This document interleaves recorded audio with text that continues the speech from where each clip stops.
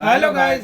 Welcome to Pakistani real reaction. तो कैसे हैं आप सब? उम्मीद है आप सब बढ़िया होंगे। मेरा नाम है मुदस्सिर। मैं हूं बशीर। सो गाइस, आज की वीडियो का टाइटल है India middle east Europe economic corridor will be the biggest game changer for India.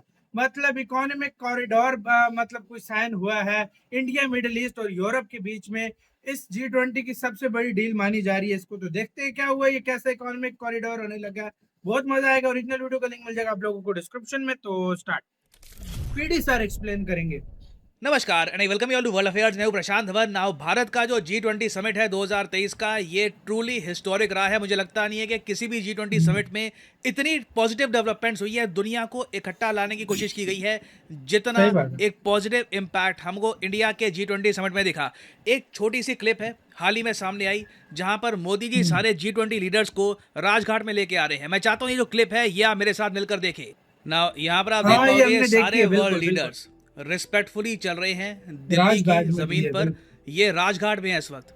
Rajghat में आपको पता होगा मेमोरियल है father of the nation Mahatma Gandhi ji का।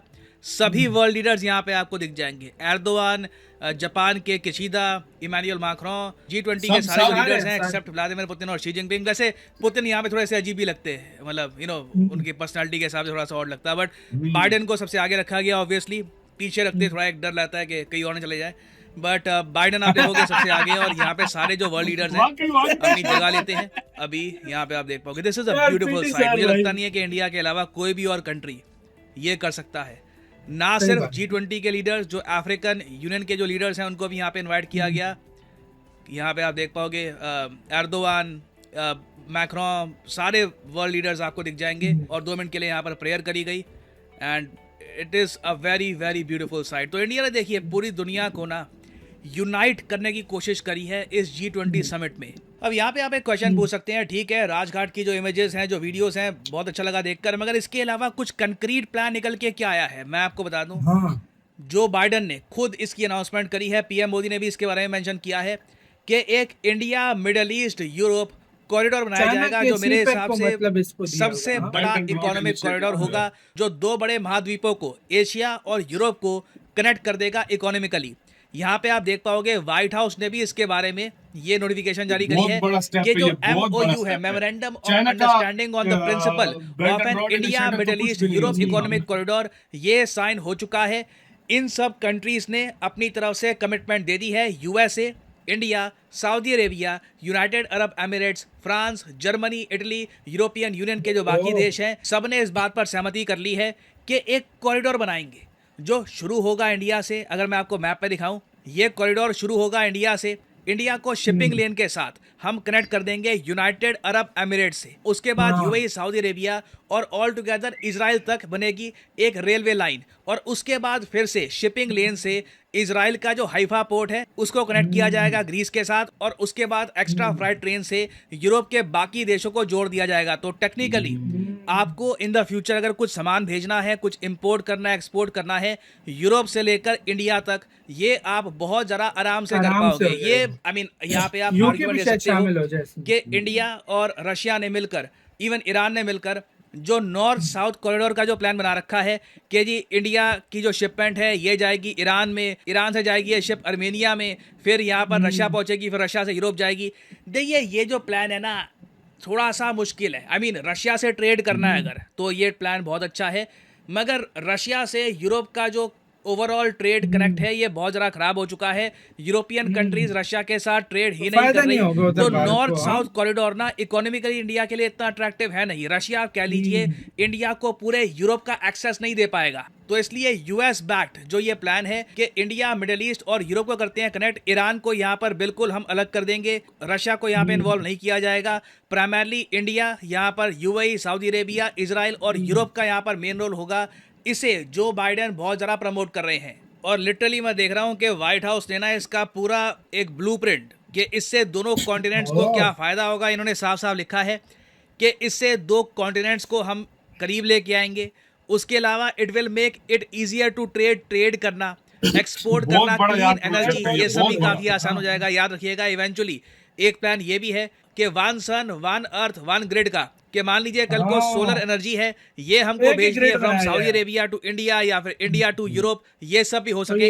इसके बारे में भी प्रॉपर्ली मेंशन किया गया है। फिर ये भी मेंशन किया गया कि इंटरनेट केबल्स बिछाई जाएंगी जिससे इंटरनेट कनेक्टिविटी इस पूरे रीजन की बहुत ज़्यादा इंप्रूव हो पाए. Will make it easier to lay cables that connect communities that secure a stable internet. फिर will unlock sustainable and inclusive economic growth. और सबसे ज़्यादा इंटरेस्टिंग बात मुझे ये लगी कि व्हाइट हाउस ने इसके बारे में जो टेक्स्ट किया है रिलीज, उसके एंड में आप अगर देखोगे ना, साफ साफ यूएसए ने सब कंट्रीज को ये कह दिया है 60 दिन का टाइम है. लिटरली आप देख पाओगे the participants intend to meet within the next 60 days. 60 दिन के अंदर अंदर सब कंट्रीज मिलेंगे अगेन. क्योंकि ज्यादातर क्या होता है, ऐसे समिट्स होते हैं, हाथ मिलाए जाते हैं, एग्रीमेंट साइन होते हैं, फिर लोग कहते हैं 10 साल बाद देखेंगे, आराम से हो जाएगा. नहीं, ये जो प्रोजेक्ट है जहाँ पे मैं देख पा रहा हूँ, यूएस प्रायोरिटी बेसिस पर इसको अग्रेसिवली आगे प्रमोट कर रहा है.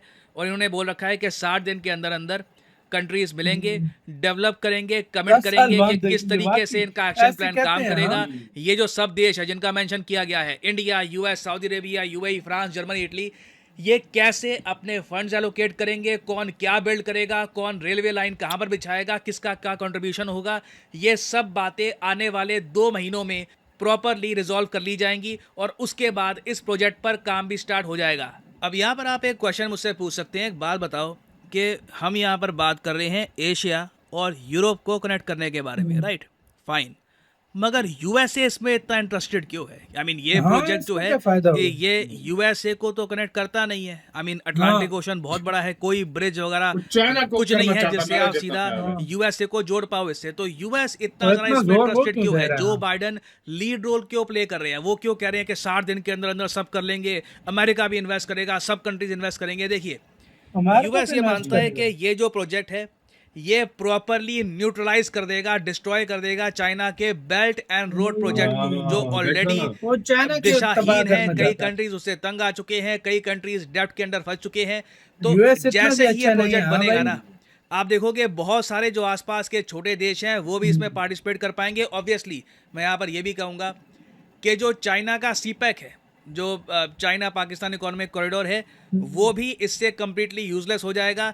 ईरान को डेफिनेटली इससे थोड़ा बहुत झटका लगेगा क्योंकि ईरान की जो इंपॉर्टेंस है इंडिया के लिए ये काफ़ी कम हो जाएगी ये प्रोजेक्ट बनने के बाद. तो यूएस पर्सपेक्टिव से आप अगर देखें तो इंडिया की डिपेंडेंसी, इंपॉर्टेंस ईरान के लिए ये कम करना, रशिया की जो इंपॉर्टेंस है इंडिया के लिए ये कम करना, चाइना का इन्फ्लुएंस जो है रीजन में ये कम करना, they are all major geopolitical goals. तो यूएसए के पर्सपेक्टिव से डेफिनेटली ये अग्रेसिवली इस पूरे प्रोजेक्ट को प्रमोट करना चाहेंगे और ये करेंगे भी. तो आने वाले में जो ये IMEC है, जी हाँ इसको IMEC कहा जाएगा, IMEC कह सकते हैं इसको, नहीं सुनने में अजीब लग रहा है, मैं इसको IMEC बोलूंगा फॉर द टाइम बीइंग. सो जो IMEC प्रोजेक्ट है इससे रिलेटेड अभी आप देखोगे आने वाले कुछ महीनों में बहुत सारे एग्रीमेंट्स कंट्रीज के बीच में भी साइन होंगे, क्योंकि जो व्हाइट हाउस का नोटिफिकेशन इन्होंने जारी करी है इसमें ये बात भी साफ साफ लिखी हुई है कि जो पार्टिसिपेंट्स हैं, इंडिया भी एक पार्टिसिपेंट है जैसे मैंने आपको बताया, जो पार्टिसिपेंट्स हैं ये कमिट करते हैं टू वर्क कलेक्टिवली एंड एक्सपेडिशियसली. ये मैं हर बार देख रहा हूँ, मतलब ऑलमोस्ट एक अर्जेंसी है इस प्रोजेक्ट को लेकर के, ढीला नहीं पड़ना, यहाँ वो speed must be done fast. तो यहाँ पे ये कह रहे हैं द पार्टिसिपेंट्स जल्दी काम करेंगे. और साथ में ये भी लिखा है कि जो ये 2 ट्रांजिट रूट्स हैं, 2 ट्रांजिट रूट्स ही हैं, पहले इंडिया से मिडिल ईस्ट, फिर मिडिल ईस्ट से यूरोप, जो ये 2 ट्रांजिट रूट्स हैं इनके लिए सारी चीज़ें, टेक्निकल डिज़ाइन, फाइनेंसिंग, लीगल भी, क्योंकि कंट्रीज़ के बीच में समझौते भी होंगे कि जी आप क्या अलाउ करते हैं कि हमारा कार्गो बाय रेल आपके देश से जाए फिर इजराइल को कनेक्ट करे. ये सारी बातें रिजॉल्व करना बहुत इंपॉर्टेट है. तो in the future definitely India में कई मिनिस्टर्स आएंगे, मीटिंग्स होगी, जयशंकर साहब हो सकता है कई देशों में, और बहुत जल्द जो लीगल रिक्वायरमेंट्स है इस प्रोजेक्ट की ये कंप्लीट की जाएंगी. और फाइनली यहाँ पे आप सबसे मैं क्वेश्चन पूछूंगा. क्वेश्चन ये है कि इंडियन नेवी आज के समय किस युद्ध अभ्यास में पार्टिसिपेट कर रही है इन इजिप्ट? आज के समय ये काफी न्यूज में है, आप बिल्कुल गूगल करोगे इंडियन नेवी इजिप्ट, इसका आंसर आ रहा है. तो यार वीडियो खत्म, यार आप बता दीजिए किसमें कर रही है, लेकिन आप बातें हैं बहुत बड़ा आज स्टेप लिया यार. मैं और इस पे बहुत जोर दिया जा रहा है. सऊदी अरब का जो बोल रहे हो, मैं कह रहा हूँ चाइना के कहने पे ना कर दे. नहीं नहीं नहीं नहीं नहीं, सऊदी अरब का देखो अभी इसका तेल बिकना है 10-15 साल 20 साल बस, उसके बाद उसको इतनी जरूरत पड़ेगी ट्रेड की, इस चीज की कि तुम्हारी सोच है. सही वो बात है। मैं कहता हूँ सबसे ज्यादा फायदा तो वो उठाने वो वाला है। उठाने वाला है, सही सबसे बात है। ज्यादा सऊदी अरब यूरोप में और इंडिया हाँ, एक इधर से उठाने और लगा है, इधर से इंडिया। क्योंकि इंडिया से स्टार्ट होगा।